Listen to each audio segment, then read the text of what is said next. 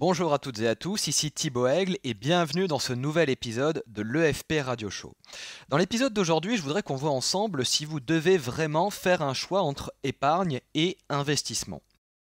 Le premier conseil que vous donnera votre conseiller financier pour remettre de l'ordre dans vos finances, c'est d'épargner. Épargner par précaution, parce qu'on n'est jamais à l'abri d'un accident de la vie. D'ailleurs, ça tombe bien, votre banque propose également une garantie des accidents de la vie. Épargner pour se constituer un apport et acheter sa résidence principale, parce qu'être propriétaire, c'est tout de même beaucoup plus rassurant que d'être locataire, même si lorsqu'on emprunte le reste du capital à la banque sur 20 ou 25 ans, on oublie par la même occasion de se demander qui est vraiment propriétaire de notre bien pendant tout ce temps. Épargner pour payer les études des enfants, car chacun sait que notre système d'éducation est tellement performant qu'ils seront ensuite assurés de trouver un emploi stable et bien rémunéré, alors que la dernière enquête PIAAC réalisée par l'OCDE montre que la France se retrouve avant-dernière du classement en matière de compétences de la population active, juste devant l'Italie. Épargner pour préparer sa retraite, parce que le système actuel est en faillite et que vous avez tout intérêt à prendre les devants pour ne pas vous faire avoir. Il est vrai que les taux servis par les différents livrets d'épargne et les fonds euros de nos assurances vie sont tellement attractifs et sécurisés par des États en faillite qu'on se demande vraiment pourquoi on n'y a pas pensé plus tôt. La liste des bonnes raisons pour épargner est presque sans fin, et si elle ne suffit pas, il y a toujours la charge culpabilisante et terriblement efficace qui consiste à nous rappeler cette bonne vieille fable de la cigale et de la fourmi.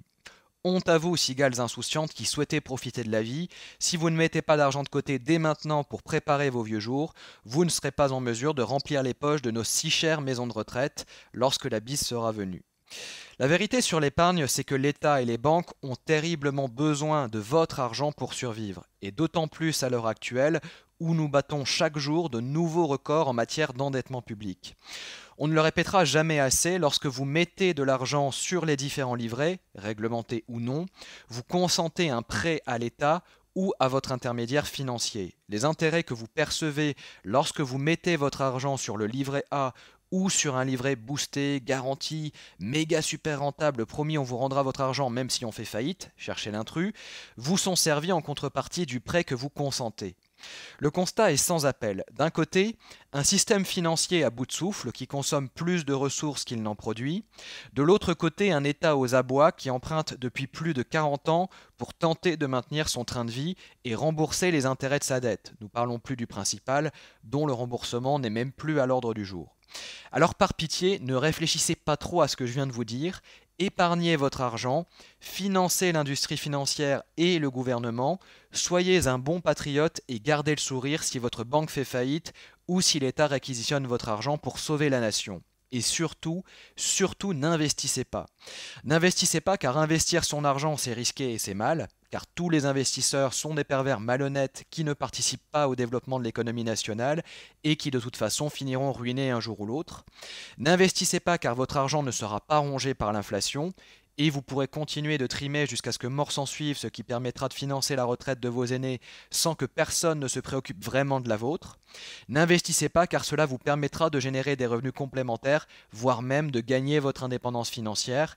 Quelle honte d'atteindre le statut de rentier, cet oisif parasite et improductif qui exploite sans pitié le noble travailleur sympathique et besogneux.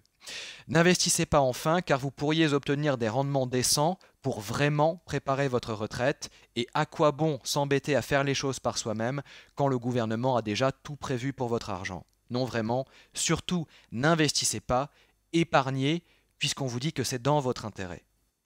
Dans le cadre du séminaire de l'EFP, je reviens en profondeur sur ces notions d'épargne et d'investissement et je vous explique comment mettre en place votre plan financier de long terme. Vous y découvrirez notamment comment faire le lien entre épargne et investissement et pourquoi l'épargne est une étape nécessaire mais non suffisante du processus de l'enrichissement, les différents supports à votre disposition et comment les utiliser au mieux en fonction du contexte économique et financier et de vos objectifs de vie, les 7 questions que vous devez vous poser avant d'investir votre argent pour ne pas vous faire piéger, et enfin le type d'épargne qui se transforme tout seul en investissement et qui vous permet d'économiser plusieurs milliers d'euros d'impôts.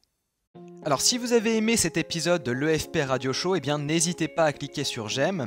Et si vous souhaitez apprendre à gagner votre indépendance financière et bénéficier notamment de plus de 2 heures de vidéos gratuites, eh bien il vous suffit de vous inscrire en cliquant sur le lien rouge et blanc qui s'affiche sur votre écran ou sur le lien présent dans la description de la vidéo juste en dessous. Et je vous dis à tout de suite de l'autre côté. Salut!